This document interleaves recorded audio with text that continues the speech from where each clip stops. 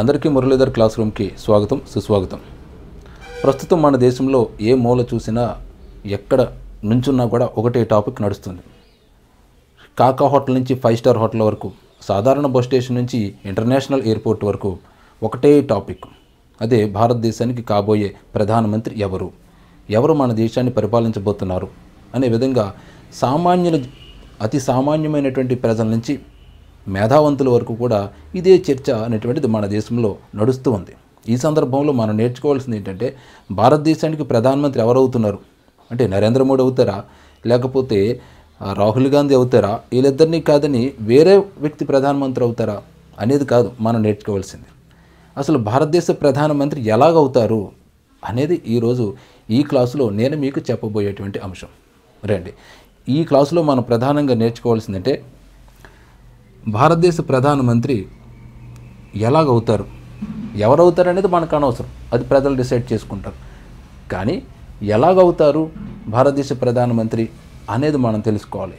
ఇందులో భాగంగా మనం దృష్టి పెట్టవలసినటువంటి అంశాలు ఏంటంటే, భారతదేశ ప్రధానమంత్రి అవడానికి ఉండవలసినటువంటి అర్హతలు ఏమిటి, భారతదేశ ప్రధానమంత్రి ఏ విధంగా ఎన్నికవుతారు, భారతదేశ ప్రధానమంత్రి యొక్క ఇతర ప్రాముఖ్యతలు ఏమిటి అనేది మనం నేర్చుకోవాలి. ఇందులో భాగంగా అసలు భారతదేశ ప్రధానమంత్రి గురించి, అసలు రాజ్యాంగంలో ఉన్నటువంటి అంశాలు ఏమిటి, ఇతరత్ర అంశాల గురించి ఈరోజు మన యొక్క తరగతి గదిలో మనం నేర్చుకుందాం. రండి, ప్రధానమంత్రి పదవికి కావాల్సినటువంటి అర్హతలు ఏమిటో మనం గమనించాలి. ఇది చాలా ముఖ్యమైనటువంటి అంశం. అసలు మన రాజ్యాంగంలో ప్రధానమంత్రి అర్హతల గురించి ఏమైనా పేర్కొన్నదా అంటే, మన రాజ్యాంగంలో ప్రధానమంత్రి యొక్క అర్హతల గురించి ప్రత్యేకంగా ఏమీ పేర్కొనలేదు. అంటే రాష్ట్రపతి అర్హతల గురించి చెప్పింది, అలాగే ఎంపీ ఎమ్మెల్యేల అర్హతల గురించి చెప్పింది, అని రాజ్యాంగంలో ప్రధానమంత్రి యొక్క అర్హతలు ఇవి అని స్పష్టంగా మన రాజ్యాంగంలో లేదు. అయితే ప్రధానమంత్రి అవ్వాలంటే కొన్ని అర్హతలు ఖచ్చితంగా ఉండాలి. అవి ఏమిటి అనేది మనం తెలుసుకుంటే, అందులో మొట్టమొదటి వచ్చేది ఖచ్చితంగా అతగాడికి 25 సంవత్సరాలు నిండాలి. ఇది రూలిక, ఇంకా తిరిగిలేదు. అంటే 24 సంవత్సరాలు ఉన్నవాడు ప్రధానమంత్రి అవుతాడా మన దేశానికంటే అవలేడు. ఖచ్చితంగా అతనికి 25 సంవత్సరాల వయసు నిండాలి. ఇక చిత్రమైనటువంటి విషయం ఏంటంటే, 25 సంవత్సరాల నుండి 110 సంవత్సరాలు ఉన్నవాళ్ళు కూడా ప్రధానమంత్రి అయ్యే అవకాశం ఉన్నది. అంటే గరిష్ట వయో పరిమితి లేదు. ఇప్పుడు గవర్నమెంట్ జాబుల్లో చూడండి, 58 సంవత్సరాల రిటైర్మెంట్, 60 సంవత్సరాల రిటైర్మెంట్, 62 సంవత్సరాలకి అట్లా ఉంటుంది. కానీ ప్రధానమంత్రికి పదవి పోటీ చేయడానికి గరిష్ట వయసు అనేటువంటిది మన రాజ్యాంగంలో ఎక్కడా లేదు. దీనికే కాదు, ఇదే పదవికి కూడా మన రాజ్యాంగంలో లేదు. సో కానీ కనిష్ట వయసు తీసుకుంటే 25 సంవత్సరాలు ఖచ్చితంగా నిండాలి. ఆ 25 సంవత్సరాలు ఎందుకు నిండాలి, ఏ ఉద్దేశంతో మీరు ఇలా చెప్తున్నారు అనేది తర్వాత స్టెప్లో మీకు అర్థమవుతుంది. ఇక మరొక ముఖ్యమైనటువంటి అంశం, అతడు ఖచ్చితంగా భారత పౌరుడై ఉండాలి.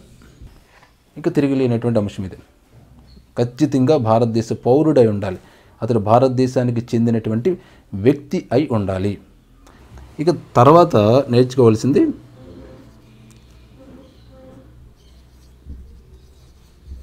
ఖచ్చితంగా అతడు గవర్నమెంట్ ఉద్యోగి అయి ఉండరాదు. అంటే ఎవరైనా ప్రభుత్వ ఉద్యోగి కనుక ప్రధానమంత్రి పదవికి పోటీ చేయడానికి అతను కనుక పూనుకుంటే వెంటనే అతను రాజీనామా చేసి పోటీ చేయాలి. గవర్నమెంట్ ఉద్యోగిగా ఉన్న వ్యక్తి ప్రధానమంత్రి అవడానికి ఇక్కడ ఆస్కారం లేదు. ఇక దాని తర్వాత పార్లమెంటు సభ్యుడై ఉండాలి. ఇదో ముఖ్యమైనటువంటి అర్హత. ఇక దాని తర్వాత పార్లమెంటు నిర్ణయించే ఇతర అర్హతలు కలిగి ఉండాలి. ఏంటి ఇతర అర్హతలు కలిగి ఉండాలి అనేది మనం తెలుసుకుందాం ఒక్కొక్కటి. సో ఇక్కడ ఉన్నటువంటి అంశాల్లో భారతదేశ ప్రధానమంత్రి కనుక అవ్వాలంటే ఇవన్నీ కూడా ఉండాలి. ఖచ్చితంగా 25 సంవత్సరాలు ఉండాలి, ఖచ్చితంగా భారత పౌరుడే ఉండాలి, ఖచ్చితంగా అతడు గవర్నమెంట్ జాబులో ఉండరాదు, అలాగే పార్లమెంటు సభ్యుడే ఉండాలి, అదే మాదిరిగా పార్లమెంటు నిర్ణయించే ఇతర అర్హతలు. దీంతో పాటుగా మరొక ముఖ్యమైనటువంటి అంశం ఏంటంటే, భారతదేశ ప్రధాని అవడానికి ఉన్నటువంటి అర్హతలు మరొకటి ఏంటంటే, అతడు మానసికంగా ఆరోగ్యవంతుడై ఉండాలి. ఇంకా 6వ అర్హత మనం తెలుసుకున్నాం, అదే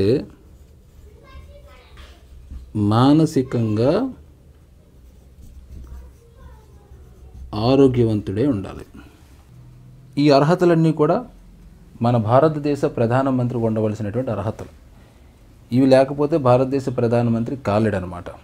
సరే, ఇక్కడ కొన్ని అంశాలు మనం గమనించుకుంటూ వద్దాం. అర్హతలు గురించి చెప్తున్నప్పుడు మీకు ఒక పదం ఖచ్చితంగా వాడుతూ వచ్చాను. అదే ఖచ్చితంగా 25 సంవత్సరాలు నిండాలి, ఖచ్చితంగా భారత పౌరుడే ఉండాలి, ఖచ్చితంగా గవర్నమెంట్ జాబ్లో ఉండరాదు అని చెప్తూ పార్లమెంటు సభ్యుడే ఉండాలి అన్నప్పుడు మీకు ఖచ్చితంగా అని చెప్పలేదు. అలాగే పార్లమెంటు నిర్ణయించి ఇతర అర్హతలు కలిగి ఉండాలి, దీని గురించి కూడా ఖచ్చితంగా చెప్పలేదు. అయితే ఇది ఎందుకు చెప్పలేదు, ఏ ఉద్దేశంతో నేను చెప్పలేదు అనేది మీకు ఎదురెదురు అర్థమవుతుంది. పక్కన పెడదాం. ఇది ఒక్కసారి చూడండి. పార్లమెంటు నిర్ణయించి ఇతర అర్హతలు కలిగి ఉండాలి.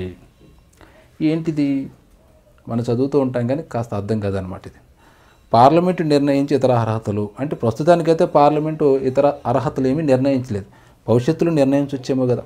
ఇప్పుడు చూడండి, పంచాయతీ ఎన్నికల్లో పోటీ చేయడానికి 2 పిల్లల అర్హత ఒకటి తీసుకున్నారు. కొన్ని రాష్ట్రాల్లో పంచాయతీ ఎలక్షన్లో పోటీ చేయాలంటే 10వ తరగతి పాస్ అయి ఉండాలన్నట్టుగా కొన్ని రాష్ట్రాలు నిర్ణయించుకుంటున్నాయి. సో ఇటువంటి అర్హతలు భవిష్యత్తులో ప్రధానమంత్రికి లేదా ఎంపీ ఎమ్మెల్యేలు కూడా నిర్ణయించవచ్చు. సో అలాగే ఏదైనా అర్హతలు కనుక నిర్ణయించేస్తే వాటిని కూడా ఖచ్చితంగా కలిగి ఉండాలి ఆ పదవికి పోటీ చేసేవాళ్ళు అనేది ఇక్కడ ఒక నియమం అనమాట. అంటే రాజ్యాంగం రాసేటప్పుడే భవిష్యత్తులో ఏదైనా కొత్తగా అర్హతలు చేర్చాలనే ఉద్దేశంతో వచ్చినట్లయితే ఆ మార్పు చేసుకునే అవకాశం కూడా మన రాజ్యాంగంలో ఇక్కడ పొందుపరచడం జరిగింది. అందుకే ఇది అనమాట. అంటే పార్లమెంటు నిర్ణయించి ఇతర అర్హతలు కలిగి ఉండాలి. భవిష్యత్తులో ప్రధానమంత్రి పదవి చేపట్టాలంటే ఖచ్చితంగా 10th క్లాస్ పాస్ అవ్వాలని కానీ, లేదా డిగ్రీ పాస్ అవ్వాలని కానీ, లేదు ఇలాంటి ఏదైనా కొన్ని అర్హతలు పెట్టవచ్చు భవిష్యత్తులో. ప్రస్తుతానికైతే లేవు కానీ ఇదన్నమాట అక్కడ వివరణ. సరే, ఒక్కో దాని గురించి నేర్చుకున్నప్పుడు మనం ఖచ్చితంగా 25 సంవత్సరాలు నిండి ఉండాలని తెలుసుకున్నాం. తర్వాత ఖచ్చితంగా భారత పౌరుడే ఉండాలి. ఇక్కడే మనకి పెద్ద తలపోటే. అంటే భారతదేశ ప్రధానమంత్రి అవ్వాలంటే ఖచ్చితంగా భారత పౌరుడే ఉండాలి.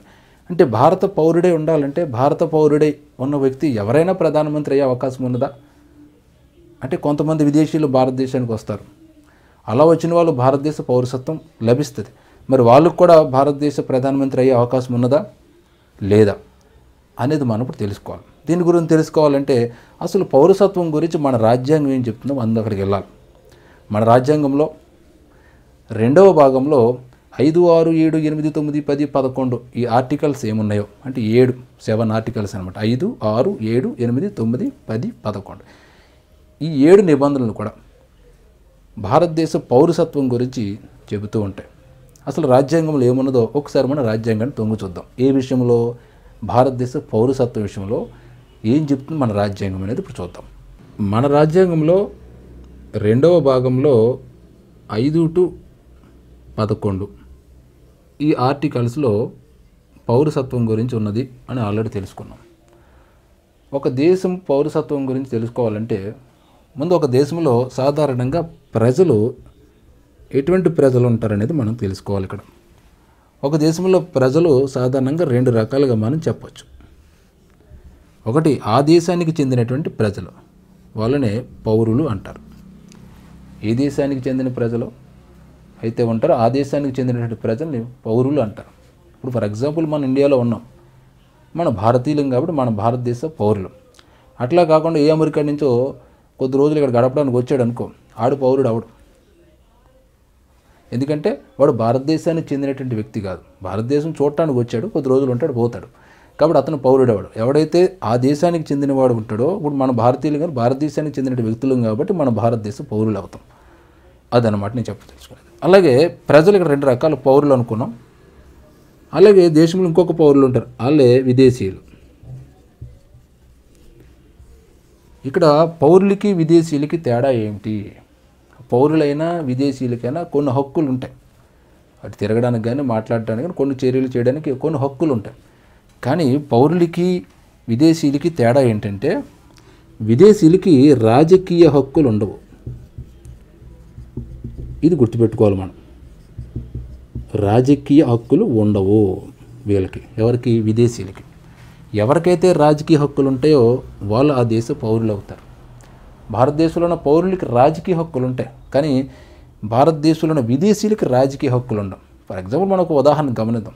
ఎవరో అమెరికా నుంచి జర్మనీ నుంచి కొంతమంది మన దేశంలో ఉన్నటువంటి ఊటీ కొడైకెనాల్ ఇటువంటి తాజ్మహల్ ఢిల్లీలో ఉన్న ఎర్రకోట ఇలాంటి చూడటానికి వచ్చారు. సరే 10-15 రోజులు ఇక్కడ ఉన్నారు. ఉన్న తర్వాత అదే దేశంలో ఎలక్షన్ ప్రాసెస్ జరుగుతుంది కదా, మనం కూడా ఒక నామినేషన్ పత్రం తీసుకుని కబుగా ఫిలప్ చేసి రిటర్నింగ్ అధికారి సమర్పించి ఈ ఎలక్షన్లో పోటీ చేద్దామంటే కుదరదు వాళ్ళకి. ఎందుకంటే వాళ్ళకి రాజకీయ హక్కులు లేవు కాబట్టి.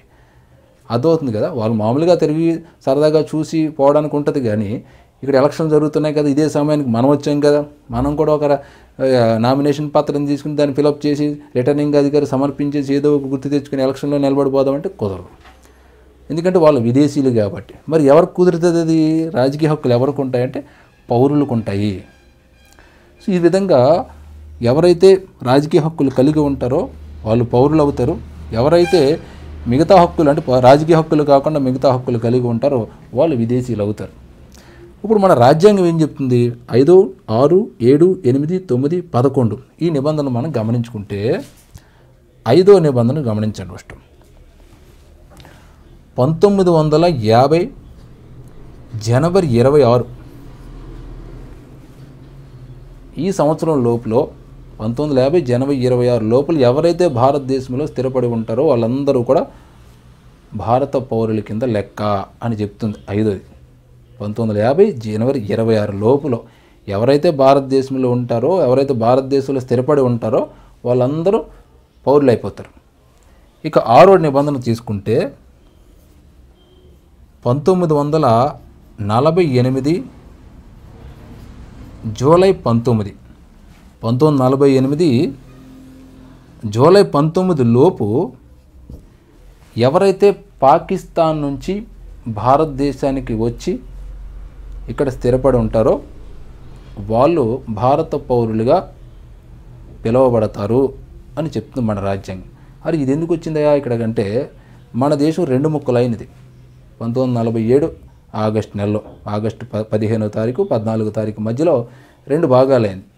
ఒక భాగం పాకిస్తాన్కు పోయింది, ఒక భాగం భారతదేశంగా పిలువబడుతుంది. మరి పాకిస్తాన్లో ఉన్నటువంటి చాలామంది భారతీయులు ఇండియా వైపు రావడానికి ప్రయత్నించారు. అట్లా వచ్చిన వాళ్ళకి కొంత గడువు ఇచ్చారనమాట. అంటే యాక్చువల్గా మన స్వతంత్రం 1947 ఆగస్టు 15 వచ్చింది, కానీ వెంటనే పరిగెట్టుకుని రాలేరు కదా. సో వీళ్ళ కోసమని కొంత సమయం ఇచ్చి రాజ్యాంగం ఏం చెప్తుందంటే 1948 జూలై 19 లోపు ఎవరైతే పాకిస్తాన్ నుంచి భారతదేశంలోకి వచ్చి ఇక్కడ ఉండడానికి సుముఖత వ్యక్తం చేసి ఇక్కడ స్థిరపడటానికి ప్రయత్నిస్తారో వాళ్ళందరూ కూడా భారతీయులే అని చెప్తుంది. ఇది ఎన్నో నిబంధన? 6వ నిబంధన. ఇక 7 ఏం చెప్తుందో గమనిద్దాం. 1947 మార్చి 1 తర్వాత ఎవరైతే భారతదేశం నుంచి పాకిస్తాన్ వెళ్ళిపోతారో, ఎవరైతే భారతదేశం నుంచి పాకిస్తాన్ వెళ్ళిపోయారో వాళ్ళ యొక్క పౌరసత్వం రద్దు చేయబడుతుంది. ఎందుకంటే ఇండియాలో లేడు కదా, ఇప్పుడు పాకిస్తాన్ పోయాడు. పాకిస్తాన్ పోయినట్టు ఇక్కడ ఎందుకు ఉంటుంది? ఉండదు ఇక. కాబట్టి ఆ డేట్ కూడా మెన్షన్ చేయడం జరిగింది 7వ నిబంధనలో. 1947 మార్చి 1 తర్వాత ఎవరైతే ఇండియాను వదిలేసి పాకిస్తాన్ వెళ్ళిపోతారో వాళ్ళ యొక్క పౌరసత్వం రద్దు చేయబడుతుంది. ఇక 8వ నిబంధన మనం గమనించుకున్నట్లయితే విదేశాలలో నివసించేటువంటి భారత సంతతి వారు ఉంటారు. వాళ్ళు ఎక్కడ విదేశాల్లో నివసిస్తారు, వాళ్ళ అమ్మ నాన్న వాళ్ళు భారతీయులే. సో అటువంటి వాళ్ళు ఎవరైతే ఉన్నారో వాళ్ళు విదేశాల్లో ఉండేటువంటి దౌత్య కార్యాలయాల ద్వారా రిజిస్ట్రేషన్ చేసుకుని వాళ్ళు భారత పౌరసత్వాన్ని వాళ్ళు పొందవచ్చు అని 8వ నిబంధన చెప్తుంది. ఎందుకంటే మన దేశానికి చెందినటువంటి చాలా వ్యక్తులు విదేశాల్లో ఉన్నారు అప్పటికే. సో వీళ్ళందరూ కూడా భారత పౌరులుగా చాలామంది అవుతారు. ఎప్పుడు వాళ్ళు భారత సంతతి వారు అయితే ఖచ్చితంగా వాళ్ళు రిజిస్ట్రేషన్ చేసుకోవడం ద్వారా, దౌత్య కార్యాలయాల్లో రిజిస్ట్రేషన్ చేసుకోవడం ద్వారా మన భారతదేశ పౌరసత్వాన్ని పొందవచ్చు అని 8వ చెప్తుంది. ఇక 9వ నిబంధన కూడా మనం గమనించాలి. 9వ నిబంధన ఏం చెప్తుంది? ఎవరైనా భారతదేశ పౌరసత్వాన్ని వదులుకుని అంటే విదేశీ పౌరసత్వాన్ని పొందారనుకో, స్వచ్ఛందంగా పొందవచ్చు, వేరే రకంగా పొందవచ్చు. అంటే భారతీయుడే కానీ ఏ పాకిస్తాన్లో స్థిరపడవచ్చు, లేదా ఏ జర్మనీలోకి పోయి అక్కడ స్థిరపడి ఉండొచ్చు, లేదా ఏ అమెరికాకు పోయి అక్కడ స్థిరపడి ఉండొచ్చు, అక్కడ పౌరసత్వం అతనికి వచ్చింది. అట్లాగా ఎవరైనా గనక ఇతర దేశాలకు పోయి అక్కడ పౌరసత్వం కనుక వచ్చి ఉంటే ఇక్కడ పౌరసత్వం అంటే భారతదేశ పౌరసత్వం వాళ్ళకి రద్దు చేయబడుతుంది. ఎందుకంటే 2 పౌరసత్వాలు ఉండడానికి కుదరదు. ఉంటే భారత పౌరసత్వమైన ఉండాలి, లేదంటే అమెరికా పౌరసత్వం లేదా ఇతర దేశాల పౌరసత్వం ఉండాలి. 2 పట్టుకుని ఉంటానంటే కుదరదు అని ఇక్కడ 9వ నిబంధన చెప్తుంది. ఓకే, ఇక 10వ నిబంధన చూసుకుందాం. 10వ నిబంధన ప్రకారం భారత పౌరసత్వాన్ని పొందినటువంటి వ్యక్తి ఎప్పటికీ ఎల్లవేళలా అన్ని వేళలా అన్ని సమయంలో భారత పౌరుడిగా గుర్తించబడతాడు అని 10వ నిబంధన చెప్తుంది. ఇక అతి ముఖ్యమైనది ఏమిటి అంటే 11వ నిబంధన ఏం చెప్తుంది? 11వ నిబంధన భారత పౌరసత్వానికి సంబంధించినటువంటి భవిష్యత్తులో ఏదైనా నిబంధనలు కానీ ఏదైనా చట్టాలు కానీ రూపొందించుకునేటువంటి అవకాశం పార్లమెంటుకు ఉన్నది అని 11వ నిబంధన చెప్తుంది. పార్లమెంటుకి ఈ పౌరసత్వానికి సంబంధించినటువంటి చట్టాలు చేసే అవకాశాన్ని 11వ నిబంధన కలిగించింది. ఎందుకంటే తరాలు మారుతూ ఉంటాయి, అభిప్రాయాలు మారుతూ ఉంటాయి, అవసరాలు పెరుగుతూ ఉంటాయి. ఇటువంటి సందర్భంలో రాజ్యాంగం ఉన్నది ఉన్నట్టుగానే కాకుండా అప్పటి కాలమాన పరిస్థితులకు అనుగుణంగా పార్లమెంటు పౌరసత్వానికి అనుగుణంగా చట్టాలు చేసుకునే అవకాశం 11వ నిబంధన కలిగించింది. అంటే ఇక్కడి నుంచి బిట్ అడగవచ్చు, భారతదేశ పౌరసత్వానికి సంబంధించినటువంటి చట్టాలు చేసే అవకాశం భారత రాజ్యాంగం ఏ నిబంధన ద్వారా కల్పించింది పార్లమెంటుకు అనొచ్చు. అది 11వ నిబంధన అన్నమాట. సో దీని ప్రకారం ఏం చేశారయ్యా అంటే 1955లో భారతదేశ పౌరసత్వ చట్టాన్ని చేయటం జరిగింది. 1955లో చేశారు ఈ చట్టం, భారతదేశ పౌరసత్వ చట్టం అన్నమాట. ఆ తర్వాత దాన్ని మళ్ళీ అటు ఇటు మార్చి 1986లో దానికి సవరణ చేయటం జరిగింది. తిరిగి మళ్ళీ 1992లో మళ్ళీ దాన్ని సవరణ చేశారు భారత పౌరసత్వ చట్టాన్ని. ఇంకా అది చాలదన్నట్టుగా 2003లో మరొకసారి భారతదేశ పౌరసత్వ చట్టాన్ని మరికొంచెం సవరణ చేయటం జరిగింది. ఇది కూడా చాలదన్నట్టుగా చివరిగా 2005వ సంవత్సరంలో భారతదేశ పౌరసత్వానికి సంబంధించినటువంటి చట్టాన్ని సవరణ చేయటం జరిగింది. అంటే ఎన్నిసార్లు అయినది? 1, 2, 3, 4, 5 సార్లు ఇప్పటి వరకు ఈ యొక్క భారతదేశ పౌరసత్వ చట్టం అనేటువంటిది సవరణ చేయబడింది. ఈ చట్టం ప్రకారం ఎవరు భారతదేశ పౌరుడిగా గుర్తించబడతారు, ఏ విధంగా భారతదేశ పౌరుడు అవుతాడు అనేది మనం ఇప్పుడు తెలుసుకుందాం. పౌరసత్వ చట్టం ప్రకారం భారతదేశ పౌరసత్వాన్ని ఎట్లా పొందొచ్చు అనేది మనం గమనిద్దాం. అందులో మొట్టమొదటిది పుట్టుక ద్వారా భారతదేశ పౌరసత్వాన్ని పొందొచ్చు.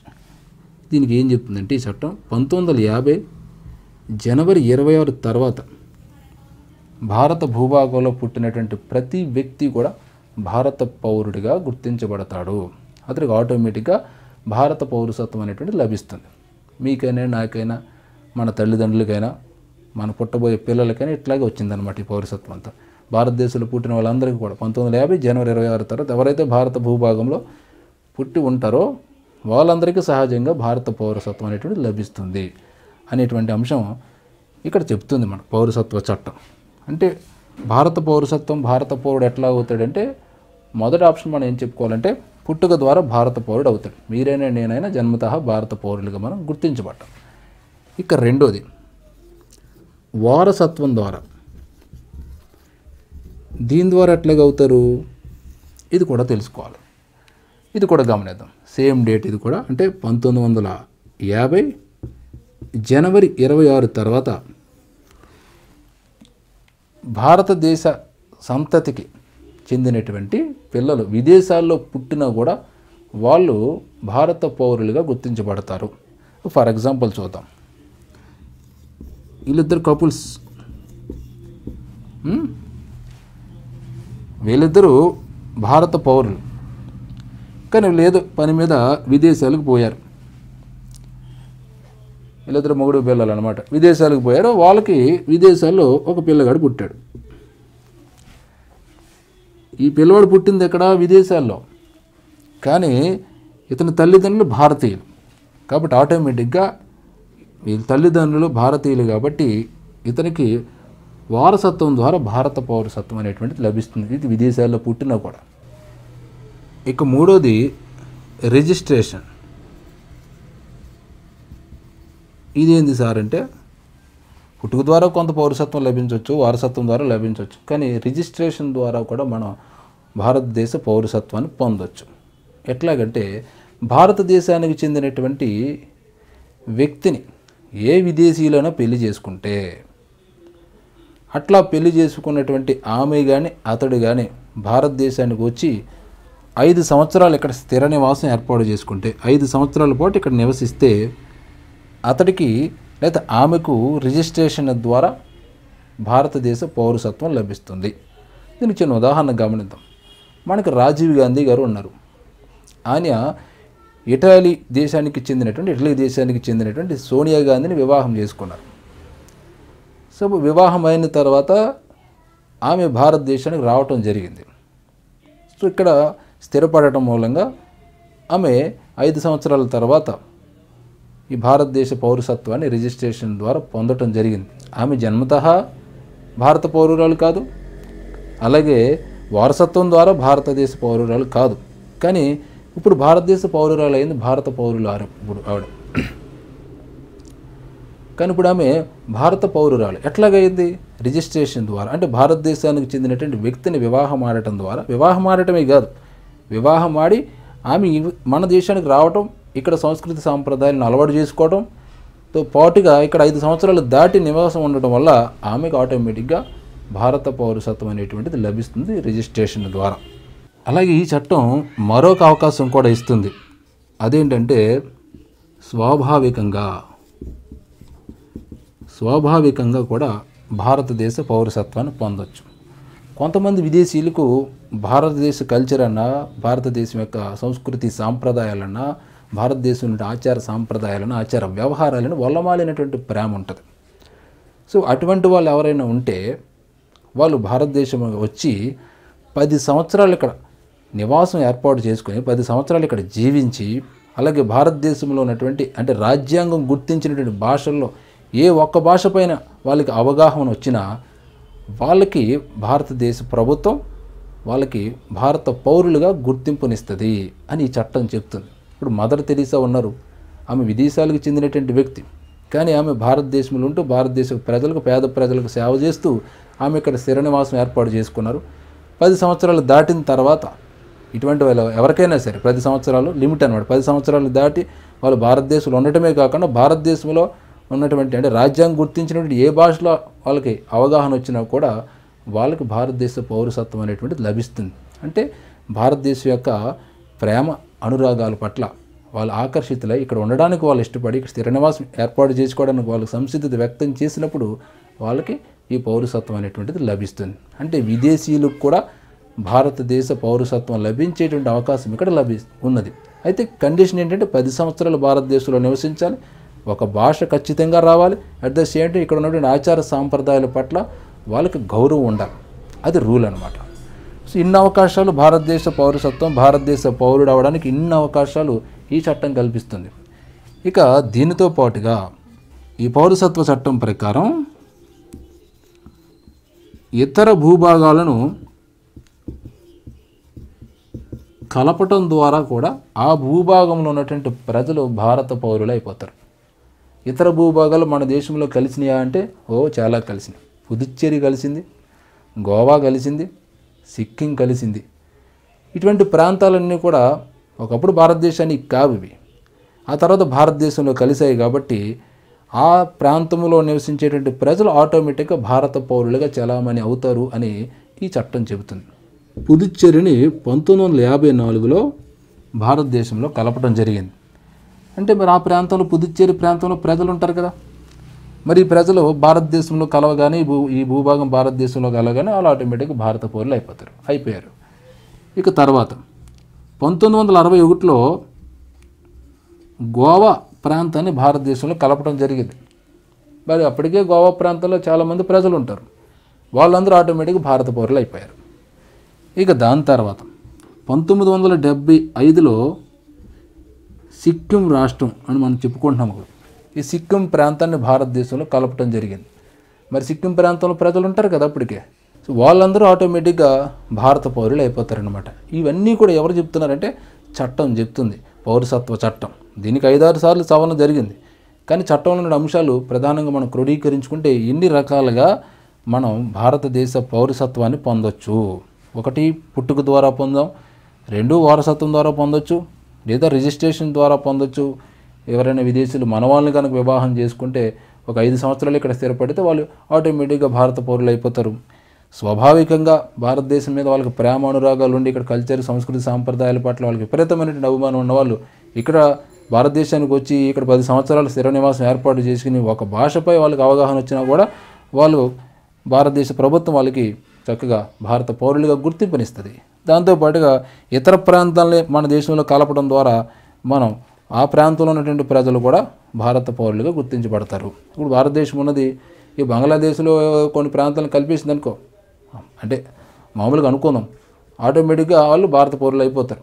లేదా పాకిస్తాన్పై దండెత్తి పాకిస్తాన్లో ఒక పార్టీని తీసుకొచ్చి మన దేశంలో కలిపేసినారు అనుకో, అందులో ఉన్నటువంటి ప్రజలు భారత పౌరులు అయిపోతారు. అంటే ఇటువంటి అవకాశం ఈ చట్టం ఇస్తుంది అనమాట. అలాగే నా ఉద్దేశం ఇతర దేశాలకు పోయి వాళ్ళు దండెత్తమని కాదు. మన భారతదేశం ఇప్పుడు ఇతరుల మీదకు పోయి దండెత్తలేదు, అందరూ మన మీద పడి ఏడిసారు తప్ప మనం ఎవరి మీద పడి ఏడవలేదు. అది భారతదేశం యొక్క సంస్కృతిలో అదొక గొప్ప అంశం. సరే, అది పక్కన పెడితే అంటే ఇన్ని రకాలుగా భారతదేశ పౌరసత్వాన్ని పొందొచ్చు, భారత పౌరుడే ఉండొచ్చు. ఈ రకంగా ఎవరైనా భారత పౌరుడై ఉంటే అతడు భారత ప్రధానమంత్రి అయ్యే అవకాశం ఉన్నది. అది చెప్పడం కోసమే ఇదంతా చెప్పుకొచ్చాం.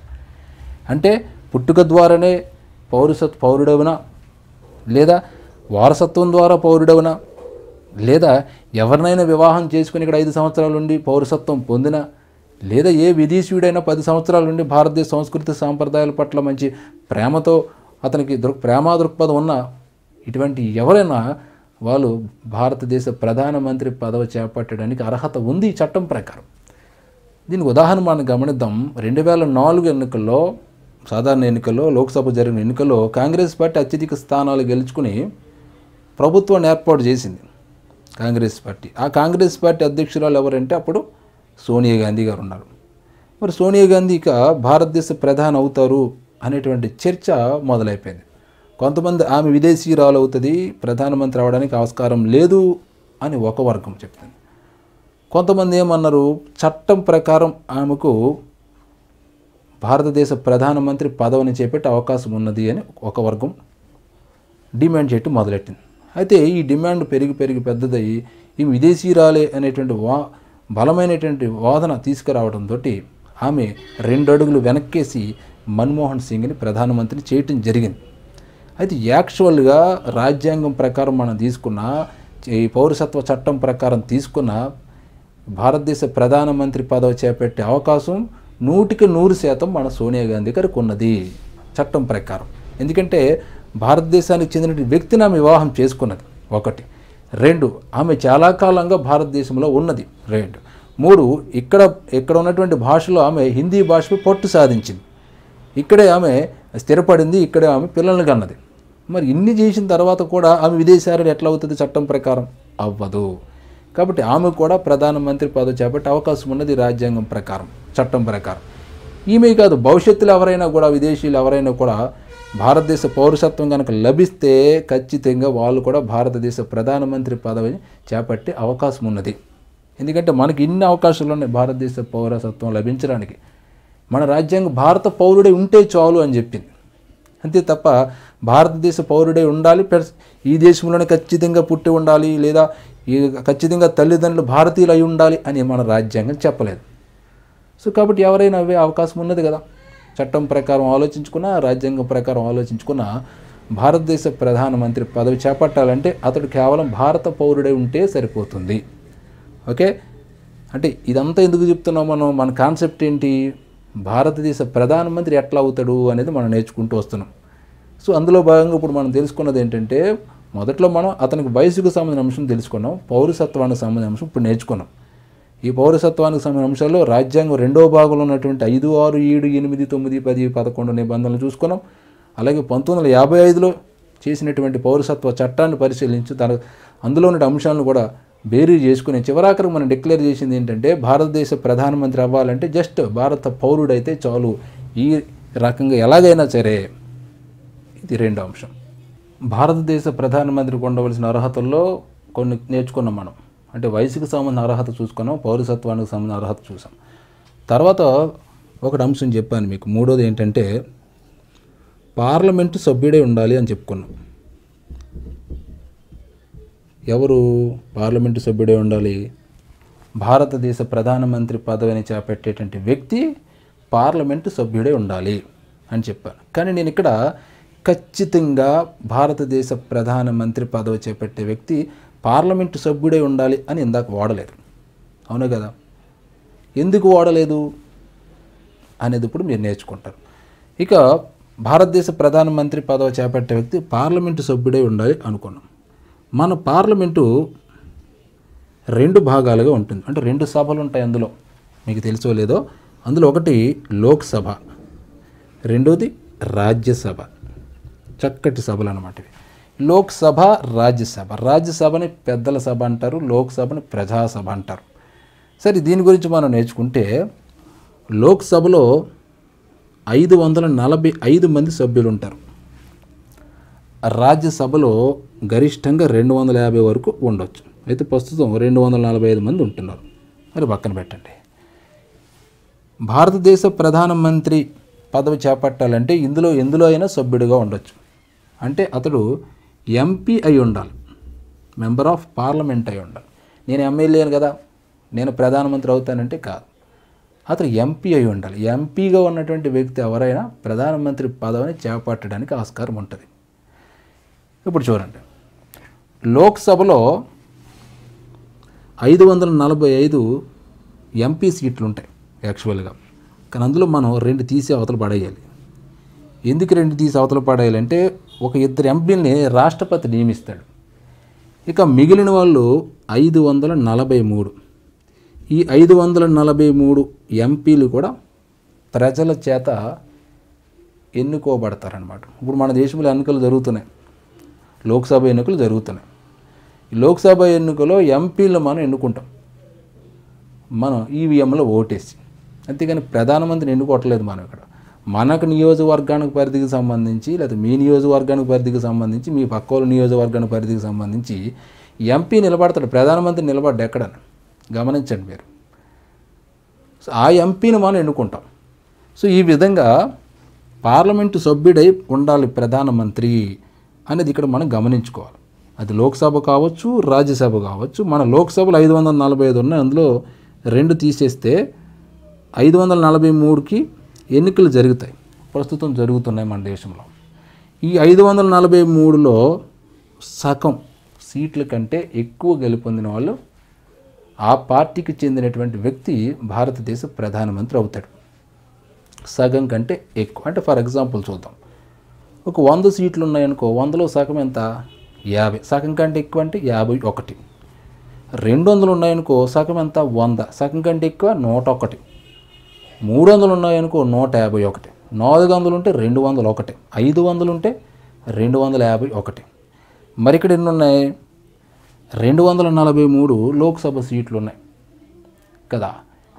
ఈ 243 లోక్సభ సీట్లలో సగం అంటే 271.5 సగం. మరి సగం కంటే ఎక్కువ కదా, 272 సీట్లు.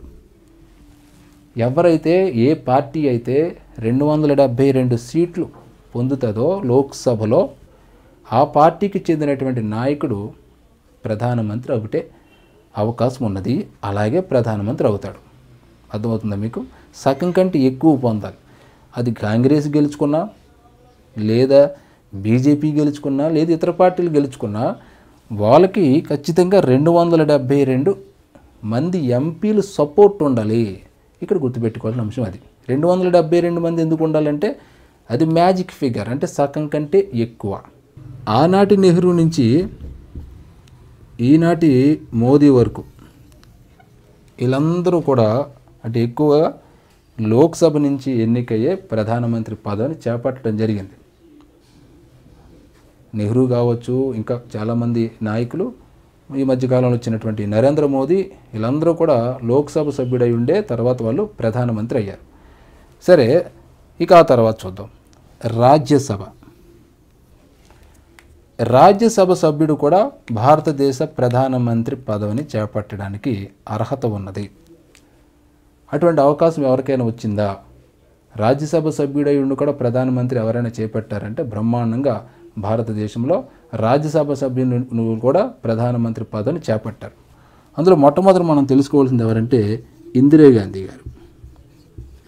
ఇందిరాగాంధీ గారు మొదటిసారిగా ప్రధానమంత్రి అయినప్పుడు ఆమె లోక్సభ సభ్యురాలు కాదు, రాజ్యసభ సభ్యురాలు. ఆమెను ప్రధానమంత్రిని చేశారు 1966లో.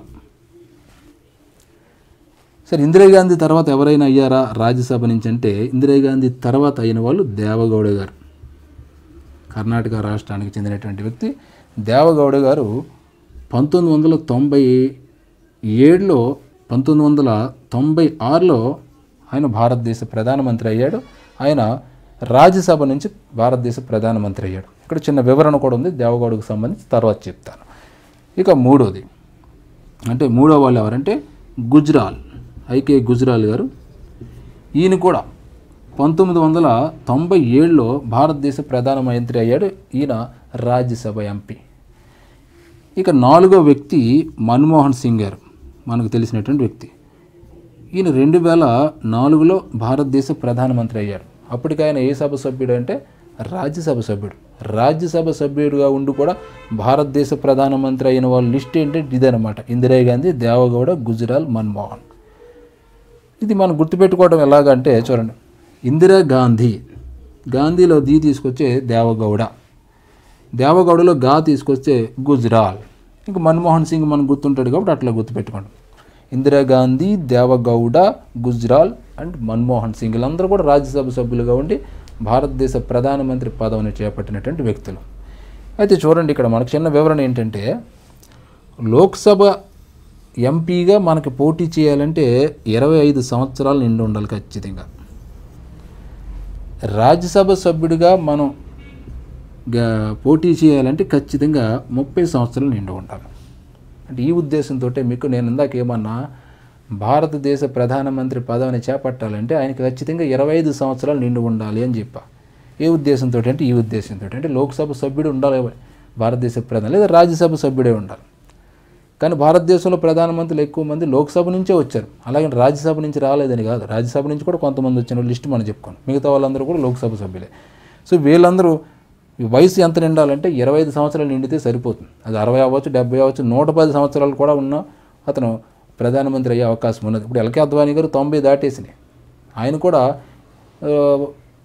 లోక్సభ సభ్యుడిగా ఉండి ఎన్నికల్లో, అంటే ఇప్పుడైతే పోటీ చేయట్లేదు, ఒకవేళ పోటీ చేసి అతను ఎన్నికల్లో నిలబడి గెలిచి ప్రధానమంత్రి అయ్యే అవకాశం ఉంటుంది 90 సంవత్సరాలు వచ్చినా కూడా. కానీ అదే 25 సంవత్సరాల కంటే తక్కువ ఉందనుకో, అతను ప్రధానమంత్రి కాలేడు. ఆ విషయం ఆల్రెడీ తెలుసుకోండి. ఇది పార్లమెంటు సభ్యుడై ఉండాలి అని చెప్పడానికి వివరణ అనమాట. అంటే ప్రధానమంత్రి పదవిని చేపట్టిన లోక్సభ సభ్యుడైనా ఉండొచ్చు, లేదా రాజ్యసభ సభ్యుడైనా ఉండొచ్చు, ఏదైనా కావచ్చు. అయితే నేను ఇక్కడ ఏం పదం వాడలేదు, ఖచ్చితంగా అని పదం వాడలేదు. మీకు ఇందాక చెప్పాను ఎందుకు వాడలేదని ఇప్పుడు తెలుసుకోండి. భారతదేశ ప్రధానమంత్రి ఖచ్చితంగా లోక్సభ సభ్యుడై ఉండాలా, లేదా పార్లమెంటు సభ్యుడై ఉండాలా అంటే అవసరం లేదేమో అనిపిస్తుంది నాకు కొన్ని వాస్తవాలు పరిశీలించినట్లయితే. ఏం చెప్తుందంటే, భారతదేశ ప్రధానమంత్రి అయ్యేటువంటి వ్యక్తి ఏ సభలో సభ్యుడు కాకపోయినా కూడా అతడు 6 నెలల పాటు దేశాన్ని పరిపాలించవచ్చు బ్రహ్మాండంగా. ఎంత గొప్ప విషయం చూడండి. అంటే ఉన్నపాలంగా నన్ను ప్రధానమంత్రిని చేయొచ్చు, లేదా మీ వీడియో చూస్తున్న మిమ్మల్ని కూడా చేసేయచ్చు. ఇలా అయిపోయిన మీరు 6 నెలల పాటు ఉండిపోవచ్చు. కానీ 6 నెలల తర్వాత వాళ్ళు ఖచ్చితంగా అటు లోక్సభలో కానీ ఇటు రాజ్యసభలో కానీ ఏదో ఒక సభలో అతను సభ్యుడే ఉండాలి. అంటే 6 నెలల పాటు మాత్రం మనం ప్రధానమంత్రి అయిపోవచ్చు. సరే, మన దేశంలో ఇటువంటి సంఘటన ఎప్పుడైనా జరిగిందా? ఎవరైనా అట్లాగా అయ్యారా అంటే 2 అయ్యారు. అందులో ఒకటి మన తెలుగువాడే పివి నరసింహారావు గారు. ఇతడు 1991లో భారతదేశ ప్రధానమంత్రి అయ్యాడు. కానీ అప్పటికి అతడు ఏ సభలోనూ సభ్యుడు కాదు, అటు రాజ్యసభలోనూ సభ్యుడు కాదు, ఇటు లోక్సభలోనూ సభ్యుడు కాదు. కానీ భారతదేశ ప్రధానమంత్రి అయిపోయాడు. అయినాక అతడు నంద్యాల నియోజకవర్గం నుంచి పోటీ చేసి గెలుపొంది లోక్సభ సభ్యుడయ్యాడు. ఆ తర్వాత అయ్యాడు, ఇప్పుడు ప్రధానమంత్రి అయినాక అయ్యాడు. అంటే ఈ లెక్కను మనం ఆలోచించుకుంటే భారతదేశ ప్రధానమంత్రి అవ్వాలంటే ఎవడైనా అయిపోవచ్చు, 6 నెలల పాటు ఉండవచ్చు. కానీ అతడు ఏదో ఒక సభలో 6 నెలల లోపల ఏదో ఒక సభలో అతడు సభ్యుడిగా ఉండాలి. 6 నెలల లోపల ఏదో ఒక సభలో అతడు సభ్యుడిగా ఉండాలి. ఒకవేళ లోపల సభ్యుడు కాలేదనుకో, 6 నెలల టైం ఉన్నది, 5 నెలల వరకు పరిపాలించాడు, 5 నెలల 20 రోజులు అయిపోయింది, సభ్యుడు కాలేదనుకో, 6 నెలల తర్వాత అతను తీసేస్తారు. అంటే అర్హత లేదన్నమాట అతనికి ఇంకా. సో 6 నెలల లోపల అతను ఖచ్చితంగా లోక్సభ సభ్యుడై ఉండాలి, లేదా రాజ్యసభ సభ్యుడే, మొత్తానికి పార్లమెంటు సభ్యుడే ఉంటే సరిపోతుంది. అట్లాగా ఏ సభలో సభ్యుడు కాకుండా ప్రధానమంత్రి అయినటువంటి మొట్టమొదటి వ్యక్తి మన పివి నరసింహారావు గారు. దాని తర్వాత ఇదిగో దేవగౌడ గారు. ఇందాక అన్నాను కదా మీకు, ఈ దేవగౌడ గారు కూడా ఏ సభలో సభ్యుడు కాకుండానే అతను ప్రధానమంత్రి అయి కూర్చున్నాడు. అప్పుడు ఉన్నటువంటి రాజకీయ పరిస్థితులు అట్లాంటివి. కూర్చున్న తర్వాత అతడు లోక్సభ ఎన్నికల్లో అయితే మళ్ళీ గెలవడం కష్టమేమో అనే ఉద్దేశంతో రాజ్యసభ సభ్యుడిగా అతను ఎంపిక చేయడం జరిగింది. ఆ విధంగా రాజ్యసభ సభ్యుడిగా ఉండి అతను ప్రధానమంత్రి అయ్యాడు. సో ఏదైతే ఏంటి, భారతదేశంలో ఏ సభలోనూ సభ్యులు కాకుండా ప్రధానమంత్రి అయినటువంటి వ్యక్తులు ఇద్దరు కనబడుతున్నారు మనకి. అటు మన పివి నరసింహారావు, ఇటు దేవగౌడ, ఇద్దరు కూడా దక్షిణ భారతదేశానికి చెందినటువంటి వ్యక్తులు. అంటే భారతదేశ ప్రధానమంత్రి పదవిని చేపట్టాలంటే ఇట్లాగా, అంటే ఖచ్చితంగా పార్లమెంటు సభ్యుడే ఉండాలనే పదాన్ని నేను ఎందుకు వాడలేదంటే ఇందుకోసమే నేను వాడలేదు. అయితే ఇక్కడ గమనించుకోవాల్సింది ఏంటంటే, భారతదేశ ప్రధానమంత్రి అయినటువంటి వ్యక్తికి ఖచ్చితంగా 272 మంది ఎంపీలు సపోర్ట్ ఉండాలి. ఎంపీలు అంటే ఏ ఎంపీలు? లోక్సభ ఎంపీలు, రాజ్యసభ ఎంపీలు సపోర్ట్ అక్కర్లేదు, అవసరం లేదు. లోక్సభ సభ్యులు ఎంపీలు, ఎందుకంటే వీళ్ళు లోక్సభ సభ్యులు ప్రజల చేత ఎన్నుకోబడ్డటువంటి ఎంపీలు కాబట్టి వీళ్ళ సపోర్ట్ ఖచ్చితంగా ఈ ప్రధానమంత్రికి ఉండాలి. ప్రధానమంత్రి కుర్చీ కింద, అంటే ఆ కుర్చీ నిలబడాలంటే దానికి ఉన్నటువంటి కర్రలు 272 అన్నమాట. సాధారణంగా మన కుర్చీలో 4 కోళ్ళు ఉంటాయి, అందులో కోడి ఇరిగిపోతే కుర్చీ పడిపోతుంది. కానీ ప్రధానమంత్రి అనేటువంటి చైర్ కింద 272 మంది ఎంపీలు సపోర్ట్ ఉండాలి కర్రల లెక్క. అందులో ఒక 10 మంది జంప్ అయ్యారనుకో, ప్రధానమంత్రి పదవి గోయిందా, పడిపోతుంది.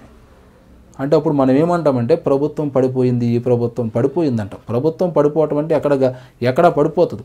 ఇగో ఈ 272 మంది ఎంపీలు సపోర్ట్ లేకపోతే ప్రభుత్వం పడిపోతుంది. అందులో ఇద్దరు జంప్ అయినా వాళ్ళకి మెజార్టీ లేనట్లు లెక్క, అంటే సగం కంటే తక్కువ ఉన్నట్లు లెక్క. సో ఈ విధంగా ఈ 272 మంది సపోర్ట్ ఎవరికైతే ఉంటుందో అతడు ప్రధానమంత్రి కూర్చుంటాడు. ఇప్పుడు నేనున్నాను, మీరున్నారు, ఓ 272 మంది ఎంపీలు రేపు ఎలక్షన్ అయినాక మనకు సపోర్ట్ చేసి నన్ను పెట్టారనుకో, నేను ప్రధానమంత్రి అయిపోతా.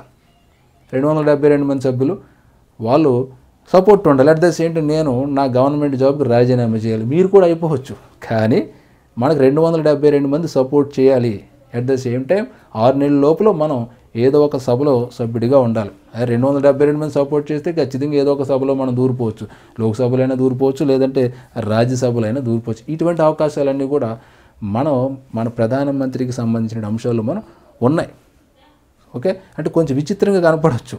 భారతదేశానికి ఆయువు పట్టైనటువంటి పదవి ఏంటంటే ప్రధానమంత్రి పదవి. కానీ దానికి సంబంధించినటువంటి అంశాలు కొన్ని క్లుప్తంగా మనం పరిశీలించుకున్నప్పుడు ఇలా కూడా ప్రధానమంత్రి అవ్వచ్చా అనేటువంటి అంశాలు మనకు కనపడుతున్నాయి. చారిత్రక వాస్తవాలు కూడా అవి మనకు రూఢీ చేస్తూ ఉన్నాయి. ప్రధానమంత్రి పదవిని చేపట్టాలంటే ఉండవలసిన అర్హతలు కొన్ని ఏమున్నాయని మనం తెలుసుకున్నాం. 25 సంవత్సరాలు నిండు ఉండాలనుకున్నాం, భారతదేశ పౌరుడే ఉండాలనుకున్నాం, పార్లమెంటు సభ్యుడే ఉండాలనుకున్నాం, ఖచ్చితంగా మానసిక ఆరోగ్యం కలిగి ఉండాలనుకున్నాం, అలాగే పార్లమెంటు నిర్ణయించేటువంటి ఇతర అర్హతలు అతనికి కలిగి ఉండాలని చెప్పుకున్నాం. ఇక మనం తర్వాత తెలుసుకోవాల్సింది ఏంటంటే ప్రధానమంత్రిని ఎన్నుకునేది ఎవరు? ఇక్కడ 3 అంశాలు మనం తెలుసుకోవాలి. ఒకటి, ప్రధానమంత్రిని ఎవరు ఎన్నుకుంటారు? రెండోది, ప్రధానమంత్రిని ఎవరు నిర్ణయిస్తారు? మూడోది, ప్రధానమంత్రిని ఎవరు నియమిస్తారు? చూద్దాం. ఫస్ట్, ప్రధానమంత్రిని ఎవరు ఎన్నుకుంటారు? ప్రధానమంత్రిని భారతదేశ ప్రజలు ఎన్నుకుంటారా, లేదా ఎంపీలు ఎన్నుకుంటారా అనేది మనం నేర్చుకుంటే, ప్రధానమంత్రిని ప్రజలు ఎన్నుకోరు. ఎవరు ఎన్నుకుంటారంటే ఎంపీలు ఎన్నుకుంటారు. ఇది బాగా గుర్తుపెట్టుకోవాలి. అంటే భారతదేశాన్ని పరిపాలించేటువంటి ప్రధానమంత్రితో ఏ విధమైనటువంటి సంబంధం ప్రజలకు ఉండదు. ప్రజలు ప్రత్యక్షంగా ప్రధానమంత్రిని ఎన్నుకోరు. ఎవరు ఎన్నుకుంటారు? ఎంపీలు ఎన్నుకుంటారు. ఏ ఎంపీలు ఎన్నుకుంటారు? లోక్సభలో ఉన్నటువంటి ఎంపీలు మాత్రమే ప్రధానమంత్రిని ఎన్నుకుంటారు. ఇక తర్వాత ప్రధానమంత్రిని ఎవరు నిర్ణయిస్తారు అంటే ఇతడు ప్రధానమంత్రి అని ఎవరు నిర్ణయిస్తారు అంటే అది కూడా ఎంపీలే నిర్ణయిస్తారు. పాప ప్రజలు నిర్ణయించరు. ఒక పక్క ప్రజలతోటి నరేంద్ర మోడీ గారు ఏమంటారంటే నేను ప్రధానమంత్రిని అంటారు. ఒక పక్క రాహుల్ గాంధీ గారు కాదు నేను ప్రధానమంత్రిని అంటారు. వీళ్ళిద్దరూ కాదు అంటూ మమతా బెనర్జీ మాయావతి నేను ప్రధానమంత్రిని అంటారు. అసలు వీళ్ళు ఇలా ప్రధానమంత్రి నేను అని చెప్పుకోవడానికి కుదురుతుందా అంటే కుదరదనే చెప్పొచ్చు. ఎందుకంటే నేను ప్రధానమంత్రిని అని చెప్పుకోవడానికి ఇక్కడ ఆస్కారం లేదు కాబట్టి. ఎందుకంటే ప్రధానమంత్రిని నియమించేది ఎవరు? ఎంపీలు. ప్రధానమంత్రి ఎవరు అని నిర్ణయించేది కూడా ఎంపీలే, అంటే లోక్సభ ఎంపీలు. ఇక్కడ పార్లమెంటు సభ్యులు అంటే లోక్సభలో ఉన్నటువంటి సభ్యులు. ఇక ఎవరు నియమిస్తారు? ప్రధానమంత్రిని ఎవరు నియమిస్తారు అంటే ఇక్కడ మనం గుర్తుపెట్టుకోవాల్సింది రాష్ట్రపతి నియమిస్తాడు. ప్రధానమంత్రిని నియమించేటువంటి అధికారం మన రాజ్యాంగంలో ఉన్నటువంటి 75(1) నిబంధన ప్రకారం రాష్ట్రపతికి ఉన్నది. అంటే ప్రధానమంత్రి నియమించే అధికారం రాష్ట్రపతికి ఉన్నది. అంటే ఎవరిని పడితే అని నియమించే అధికారం రాష్ట్రపతికి లేదు. ఎవరు నియమిస్తాడు రాష్ట్రపతి ప్రధానమంత్రిగా అంటే ఇక్కడ రావాలి మీరు. ఎంపీలు ఎవరినో ఒక వ్యక్తిని ప్రధానమంత్రిగా ఎన్నుకుంటారు, అతన్ని నిర్ణయిస్తారు ఇతడు ప్రధానమంత్రి అని. అప్పుడు పలానా వ్యక్తిని పలానా సభ్యుడిని మేము ప్రధానమంత్రిగా నియమించుకున్నాము, అతనికి ఫుల్ సపోర్ట్ ఉన్నది అంటే 272 మంది ఎంపీలు అతనికి సపోర్ట్ చేస్తున్నారు అయ్యా అని ఒక లెటరు రాష్ట్రపతికి సమర్పిస్తారు. ఆ లెటర్ చూసి ఆ లెటర్ కింద ఉన్న సంతకాలన్నీ పరిశీలించినాక అప్పుడు రాష్ట్రపతిగా రైట్ ఓకే మీరు చెప్పినటువంటి అభ్యర్థిని నేను ప్రధానమంత్రిగా నియమిస్తున్నాను అని చెప్తాడనమాట. ఆ విధంగా రాజ్యాంగం 275 నిబంధన 1వ ప్రకారం ప్రధానమంత్రిని నియమించే అధికారం రాష్ట్రపతికి ఉన్నది. అలాగని అతను ఎవరిని పడితే అతను నియమించలేడు. అతను నియమించాలంటే ఎంపీలు సపోర్ట్ ఉన్నటువంటి వ్యక్తిని అతను నియమిస్తాడు అనేది ఇక్కడ మనం నేర్చుకోవాలి. ఇక్కడ ప్రధానమంత్రిని ఎవరు ఎన్నుకుంటారు, ఎవరు నిర్ణయిస్తారు, ఎవరు నియమిస్తారు అనేటువంటి అంశాలు మనం చాలా క్షుణ్ణంగా తెలుసుకున్నాం. ఎంపీలు నిర్ణయించి ఎన్నుకుంటే అతన్ని రాష్ట్రపతి నియమిస్తాడనే అంశం మనకు తెలిసిపోయింది. ఇక ప్రధానమంత్రిని ఎన్నుకోవటం అనేటువంటిది ఎట్లా జరుగుతుంది, ఎవరిని ప్రధానమంత్రిగా ఎన్నుకోవాలి, ఆ ఎన్నిక ప్రక్రియ ఎట్లా జరుగుతుంది అనేది ఇప్పుడు మనం కొద్దిగా తెలుసుకుందాం. ప్రతి 5 సంవత్సరాలకి మన దేశంలో సాధారణ ఎన్నికలు జరుగుతూ ఉంటాయి. సాధారణంగా 5 సంవత్సరాలకు ఒక్కసారి జరుగుతుంటే ఒక్కొక్కసారి మధ్యలో కూడా ఎన్నిక రావచ్చు. ప్రస్తుతం లోక్సభ ఎన్నికలు మనకు జరుగుతున్నాయి. ఇట్లాగా లోక్సభ ఎన్నికలు జరిగినప్పుడు లోక్సభలో ఉన్నటువంటి 543 స్థానాలకు ఎన్నికలు జరుగుతాయి. ఇందులో అనేక పార్టీలు పోటీ చేయొచ్చు. బీజేపీ పోటీ చేస్తుంది, కాంగ్రెస్ పోటీ చేస్తుంది, లేదా బీఎస్పీ పోటీ చేయొచ్చు, లేదా తృణమూల కాంగ్రెస్ పోటీ చేయొచ్చు. ఇలా చాలా పార్టీలు పోటీ చేస్తాయి. ఎన్ని స్థానాలకి 543 స్థానాలకు దేశవ్యాప్తంగా ఉన్నటువంటి 543 స్థానాలకు పోటీ చేస్తాయి. ఈ 543 స్థానాల్లో ఏ పార్టీ అయితే 272 సీట్లు సాధిస్తుందో ఆ పార్టీకి చెందినటువంటి వ్యక్తి ప్రధానమంత్రి అవుతాడు. అంటే ఒక వ్యక్తి ప్రధానమంత్రి అవ్వాలంటే అతడికి 272 మంది సభ్యులు సపోర్ట్ అతనికి ఉండాలి. అంటే ఏ పార్టీకి 272 మ్యాజిక్ ఫిగర్ అంటుంది. ఈ 272 స్థానాలు గెలుచుకుంటారో ఆ పార్టీకి చెందినటువంటి వ్యక్తి అక్కడ ప్రధానమంత్రి అవుతాడు. ఇప్పుడు మనకి నరేంద్ర మోడీ ప్రధానమంత్రిగా ఉన్నారు. నరేంద్ర మోడీకి వెనకాల 272 దాటే అతని పార్టీ అంటే బీజేపీ పార్టీ సుమారు 282 సీట్లు సంపాదించుకుని అతను ఫుల్ సపోర్ట్ ఉండటం అతను దేశ ప్రధానమంత్రి అయ్యాడు. సో ఈ విధంగా ఏ పార్టీ అయినా కావచ్చు, కాంగ్రెస్ రేపన్న ఎలక్షన్లో 272 సీట్లు గెలుచుకుంటే కాంగ్రెస్ పార్టీకి సంబంధించిన వ్యక్తి ప్రధానమంత్రి అవుతాడు. సో ఇటువంటి ఏర్పాటు ఉన్నది. అంటే దీన్నే మనం ఏమంటామంటే పూర్తి మెజార్టీ అంటాం. పూర్తిగా మెజార్టీ సాధించడం అంటే 272 సీట్లు 543కి 272 సీట్లు ఏ పార్టీకి అయితే వస్తుందో దాన్ని పూర్తి మెజార్టీ అంటాం. అలా పూర్తి మెజార్టీ సాధించినటువంటి పార్టీ నుంచి ఒకరిని ప్రధానమంత్రిగా ఎంపీలు నిర్ణయిస్తారు. అలా నిర్ణయించిన వ్యక్తిని రాష్ట్రపతి ప్రధానమంత్రిగా నియమిస్తాడు అని తెలుసుకున్నాం. ఇది పూర్తి మెజార్టీ అంటారు దీన్ని. ఇలాగ ఒకే పార్టీ పూర్తి మెజార్టీ సాధించడం అనేటువంటిది మన చరిత్రలో జరిగిందంటే బ్రహ్మాండంగా జరిగింది.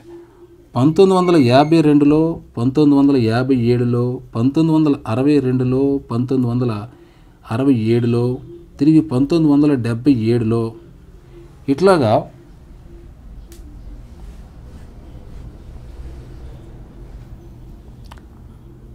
1971లో కాంగ్రెస్ పార్టీ పూర్తి మెజార్టీ సాధించి స్థిరమైనటువంటి ప్రభుత్వాన్ని ఏర్పాటు చేసింది. అంటే 5 సంవత్సరాలు పూర్తి పదవీ కాలం కనుకుంటే దాన్ని స్థిరమైనటువంటి ప్రభుత్వం అంటాం. ఆ స్థిరమైనటువంటి ప్రభుత్వం ఎందుకు వస్తుంది? పూర్తి మెజార్టీ అంటే 272, సగం కంటే ఎక్కువ. అప్పుడంటే 272 కాదు, అప్పుడు కొన్ని లోక్సభ సీట్లు తక్కువ కాబట్టి ఏదైనా ఈ సగం కంటే ఎక్కువ స్థానాలు సంపాదించి కాంగ్రెస్ పార్టీ పూర్తి మెజార్టీతో 1971 వరకు పూర్తి మెజార్టీ సాధించి పరిపాలించడం జరిగింది. ఇంకా తర్వాత 1977లో జరిగిన ఎన్నికల్లో జనతా పార్టీ కూడా అత్యధిక స్థానాలు గెలుచుకొని పూర్తి మెజార్టీ సాధించి జనతా పార్టీ అక్కడ పూర్తి మెజార్టీ ప్రభుత్వాన్ని ఏర్పాటు చేసింది. ఇక ఈ మధ్య కాలంలో తిరిగి మళ్ళీ చానాళ్ళ తర్వాత 2014 సంవత్సరంలో బీజేపీ గవర్నమెంట్ అంటే బీజేపీ ప్రభుత్వమే 282 లోక్సభ సీట్లను గెలుపొంది పూర్తి మెజార్టీ ఉన్నటువంటి ప్రభుత్వాన్ని ఏర్పాటు చేసింది. సో ఈ విధంగా ఏ పార్టీ అయితే పూర్తిగా మెజార్టీ సాధిస్తుందో 272 సీట్లు ఎక్కువ సాధిస్తుందో ఆ పార్టీకి చెందినటువంటి వ్యక్తిని లేదా ఆ పార్టీ నియమించుకున్నటువంటి వ్యక్తిని భారతదేశ ప్రధానమంత్రిగా మన రాష్ట్రపతి గారు నియమిస్తారు. ఇక్కడ ఒక చిన్న డౌట్ రావాలి. సరే 272 స్థానాలు అనుకున్నారు కదా సారు, మరి 272 స్థానాలు ఒక పార్టీ కూడా గెలుచుకోలేదు, మరి అప్పుడు ఏం చేయాలి? Very simple.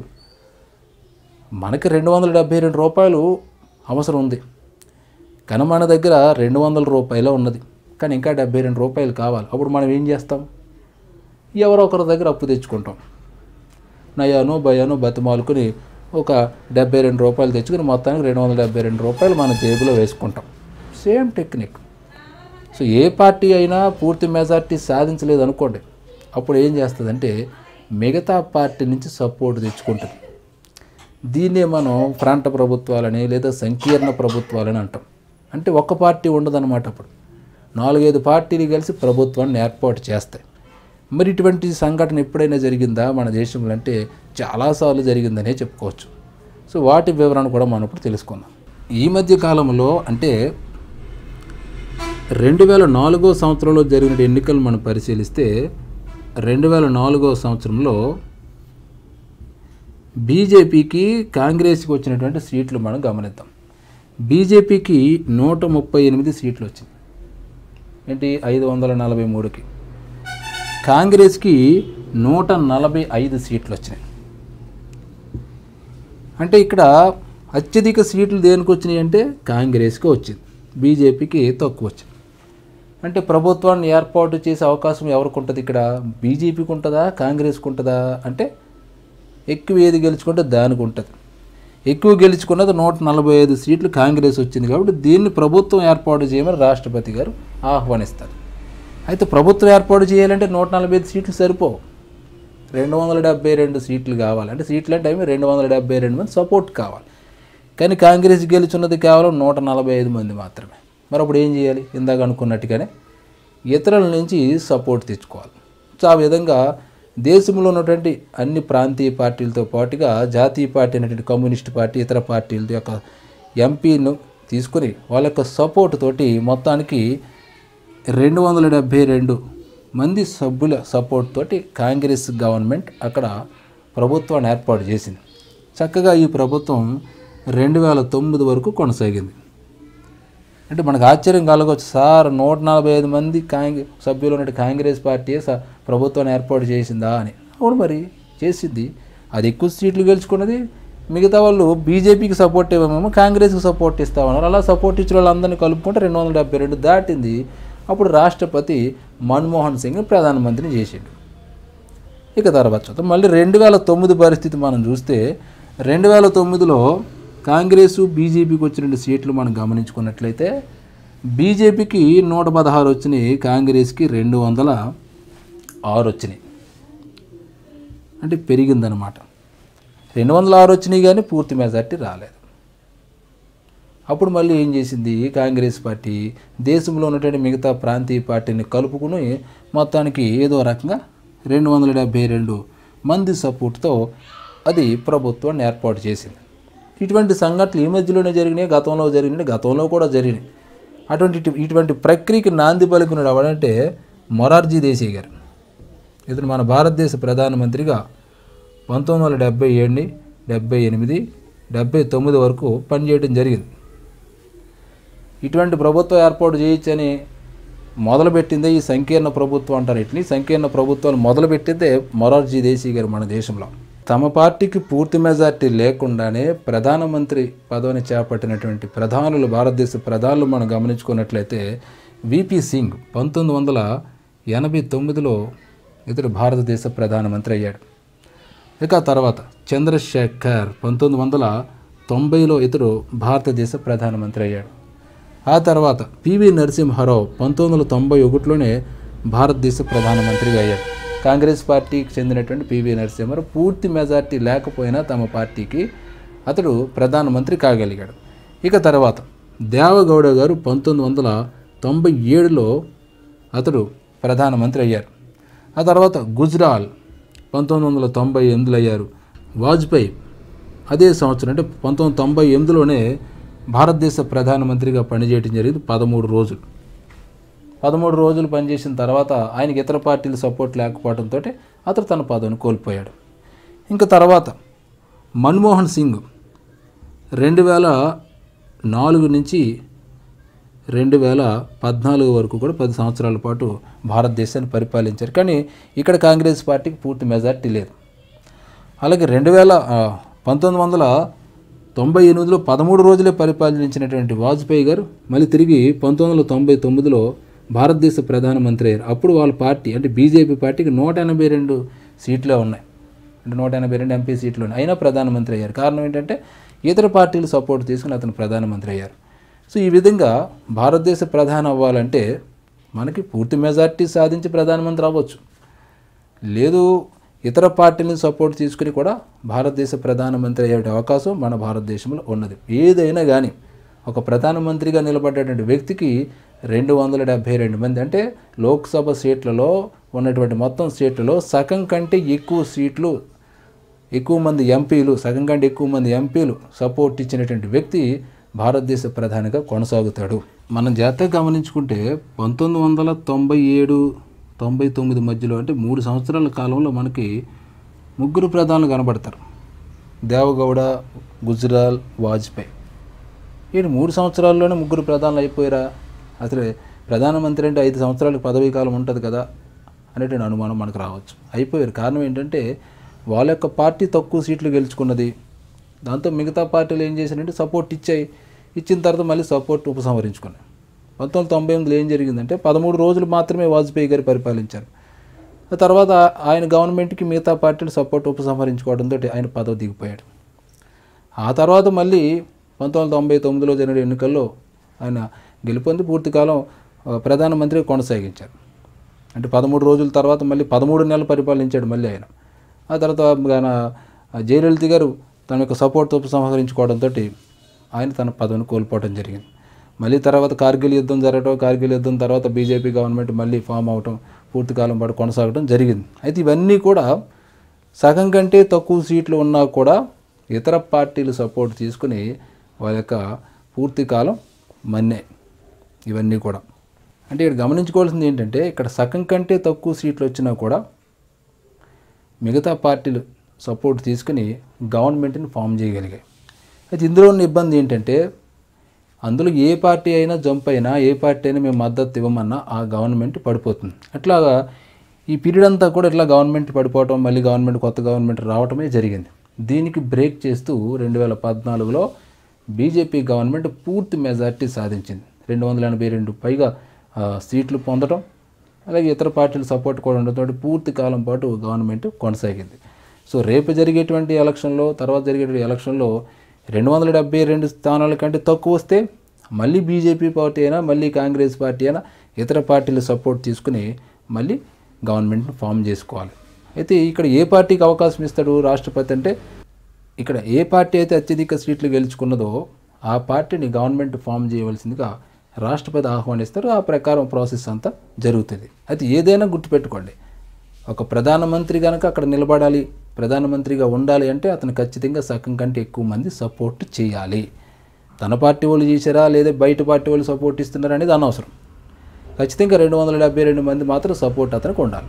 భారతదేశ ప్రధానమంత్రి ఎట్లాగవుతారు అనే దాంట్లో ఏ విధంగా ఎన్నిక కాబడతాడు అనేది ఇప్పుడు మనం తెలుసుకున్నాం. అంటే భారతదేశ ప్రధాని లోక్సభలో ఎక్కువ సీట్లు వచ్చినటువంటి పార్టీ నుంచి కానీ లేదా అత్యధిక సీట్లు గెలుపొంది ఇతర పార్టీలు సపోర్ట్ తీసుకుని కూడా ప్రధానమంత్రి అవ్వచ్చు అనుకున్నాం. ఒకటి ఇక 2 అంశాలు, ఒకటి పూర్తి మెజార్టీ సాధించి ప్రధానమంత్రి పదవిని చేపట్టవచ్చు, లేదా ఇతర పార్టీలు సపోర్ట్ తీసుకుని కూడా ప్రధానమంత్రి పదవిని చేపట్టవచ్చు. ఇక మనం తర్వాత గమనించుకోవాల్సిందంటే ప్రధానమంత్రి యొక్క పదవీ కాలం. ప్రధానమంత్రి యొక్క పదవీ కాలం సాధారణంగా 5 సంవత్సరాలు ఉంటుంది.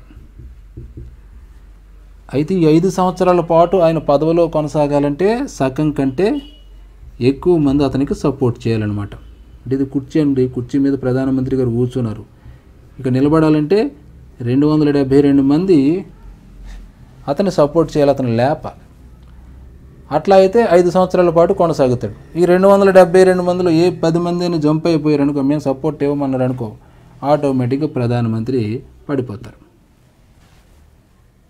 అంటే ఇక్కడ పదవి కాలం సాధారణంగా 5 సంవత్సరాలే, కానీ మధ్యలో సపోర్ట్ లేకపోతే ప్రధానమంత్రి పదవి ఎప్పుడైనా ఊడిపోవచ్చు. అందుకే భారతదేశంలో 13 రోజులు పరిపాలించిన వాజ్పేయిని చూస్తాం, మనం 13 నెలలు పరిపాలించిన వాజ్పేయిని చూస్తాం, 1 సంవత్సరమే పరిపాలించిన దేవగౌడని చూస్తాం. అట్లా చాలామందిని చూస్తాం. అసలే అసెంబ్లీకే వెళ్ళనటువంటి అసలే పార్లమెంటుకు పోను కూడా మనం ప్రధానమంత్రిని మన దేశంలో చూస్తాం. చరణ్ సింగ్ గారు అసలు పార్లమెంట్లో అడుగు పెట్టకుండానే అతడు ప్రధానమంత్రి చేపట్టిన ప్రధానమంత్రి పదవి కోల్పోవడం కూడా జరిగిపోయింది. సో ఈ విధంగా చాలా విచిత్రమైనటువంటి సంఘటనలు మన భారతదేశ ప్రధానమంత్రి పదవిలో మనకు కనపడుతూ ఉంటాయి. అయితే నిజంగా మాట్లాడుకోవాలంటే ప్రధానమంత్రి యొక్క పదవీ కాలం 5 సంవత్సరాలు అంతే. ప్రధానమంత్రి పదవి అనేటువంటిది చాలా ముఖ్యమైనటువంటిది. అందుకే చాలామంది ఈ తత్వవేత్తలు, రాజకీయవేత్తలు ప్రధానమంత్రి పదవిని చాలా గొప్పగా పొగడడం జరిగింది. అందులో లార్డ్ మోర్లీ అంటాడు, మంత్రుల్లో ప్రథముడు ప్రధానమంత్రి అంటాడు. మన జవహర్లాల్ నెహ్రూ అయితే జాతి నిర్మాత ప్రధానమంత్రి అంటాడు. ఇక అంబేద్కర్ ఏమంటారంటే క్యాబినెట్ సౌధానికి మూల స్తంభం లాంటి వాడు భారతదేశ ప్రధానమంత్రి అంటాడు. ఆల్బర్ట్ ఐన్స్టీన్ కూడా సౌరమండలంలో సూర్యుడు ఎట్లాగో ఈ మంత్రుల్లో ప్రధానమంత్రి అట్లాగా అని చెప్తాడు. ఈ ప్రధానమంత్రి పదవిని చుక్కల్లో చంద్రుడు అని విలియం వెర్నర్ గారు పేర్కొనడం జరిగింది. హెచ్జే లాస్కీ గారు ఈ ప్రధానమంత్రి పదవి గురించి చెప్తూ సృష్టికారుడు, లయకారుడు కింద అతడు చెప్పడం జరిగింది. అంటే ఎంత ప్రాధాన్యత ఉన్నది ఈ ప్రధానమంత్రి పదవి అనేటువంటిది. అయితే రాజ్యాంగంలో ప్రధానమంత్రి పదవికి సంబంధించిన విషయాల్లో అంత స్పష్టంగా మనకు కనపడం. అంటే భారత రాష్ట్రపతికి సంబంధించిన ప్రతి అంశం, అతను ఏం చేయాలి, ఏం చేయకూడదు అనేటువంటి అంశం స్పష్టంగా మన రాజ్యాంగంలో మనకు కనపడుతుంది. కానీ ప్రధానమంత్రి పదవికి సంబంధించిన అంశాలు చాలా తక్కువ, ఒక 6-7 నిబంధనల్లో మాత్రమే మన రాజ్యాంగంలో మనం పొందుపరుచుకున్నాం. అయినా కూడా ప్రధానమంత్రి పదవి అనేటువంటిది చాలా ముఖ్యమైనటువంటిది. మొత్తం దేశం పరిపాలన కానీ దేశ వ్యవస్థ నిలబడాలంటే మొత్తం ప్రధానమంత్రి యొక్క శక్తి సామర్థ్యాలపైనే ఆధారపడి ఉంటాయి. సో ఈ విధంగా ఇప్పటి క్లాసులో ఈరోజు క్లాసులో మనం నేర్చుకున్నది ఏంటంటే ప్రధానమంత్రికి సంబంధించినటువంటి అంశాలు మనం గమనించాం. అందులో మొట్టమొదట ప్రధానమంత్రి అర్హతలు మనం నేర్చుకున్నాం. ఇందులోనే మనం 25 సంవత్సరాలు ఉండాలని, అలాగే దాంతోపాటుగా పౌరసత్వం గురించి, దాంతోపాటుగా పార్లమెంటు సభ్యుడిగా అయి ఉండాలని కూడా అక్కడ తెలుసుకున్నాం. ఇక రెండో అంశాల్లో మనం ఏం తెలుసుకున్నాం, ప్రధానమంత్రి యొక్క నియామకం. అంటే ప్రధానమంత్రి ఏ విధంగా నియమించబడతాడు అనేది తెలుసుకున్నాం. ఏ విధంగా నియమించబడతాడు, ఏ పార్టీ అయితే లోక్సభలో ఎక్కువ సీట్లు మెజార్టీ సంపాదించుకున్నదో సాధారణంగా ఆ పార్టీ సంబంధించిన వ్యక్తి ప్రధానమంత్రి అవుతాడు. కాని పక్షంలో అత్యధిక స్థానాలు గెలుచుకున్నటువంటి పార్టీ ఇతర పార్టీల నుంచి సపోర్ట్ కూడా తీసుకుని ప్రధానమంత్రి అవుతాడు అనే విషయం తెలుసుకున్నాం. ఇక మూడోది ఏం తెలుసుకున్నాం, ప్రధానమంత్రి యొక్క పదవీ కాలం గురించి తెలుసుకున్నాం. అంటే 5 సంవత్సరాలని సాధారణంగా 5 సంవత్సరాలు ఉంటుంది. ఒక్కొక్కసారి మధ్యలోనే కూడా పదవి కోల్పోవచ్చు సపోర్ట్ కనుక లేకపోతే అనే అంశం కూడా ఇక్కడ మనం తెలుసుకున్నాం. ఇది ఈరోజు క్లాసులో నేను మీకు చెప్పాలనుకున్నటువంటి ప్రధానమైన అంశాలు. సో ఇక్కడితోటి ఈ క్లాసుని ముగిద్దాం. మరొక రోజు మళ్ళీ తిరిగి నేను మీ ముందుకు ఏదో ఒక టాపిక్ తోటి మీ ముందుకు వస్తాను. అంతవరకు సెలవు. ధన్యవాదాలు.